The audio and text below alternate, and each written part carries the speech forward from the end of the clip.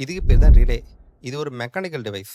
இதோட வேலை என்ன தெரியுமா? பொதுவா சின்ன கரண்ட்ட வச்சு ஒரு பெரிய கரண்ட்ட இந்த ரிலே வச்சு நம்மளால கண்ட்ரோல் பண்ண முடியும். இது ஒரு மெக்கானிக்கல் டிவைஸ்ன்றதுனால, இத ஆப்பரேட் பண்ணும்போது ஒரு கிளிக்கிங் சவுண்ட் வரும். இந்த மாரி தான். பொதுவா ஒரு ரிலே எப்படி வேலை செய்யுதுன்னா, ஒரு ரிலே காயிலுக்கு நம்ப கரண்ட்ட குடுக்கும்போது, அந்த காயில் மேக்னடைஸ் ஆகும்.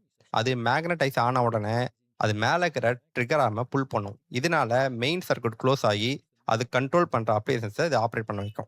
இதுதான் ரிலேவோட பேசிக் வொர்க்கிங். ஆனா ரிலேக்கும் ஒரு பிரச்சனை இருக்கு. என்னன்னா, ரிலே ஒரு மெக்கானிக்கல் டிவைஸ்.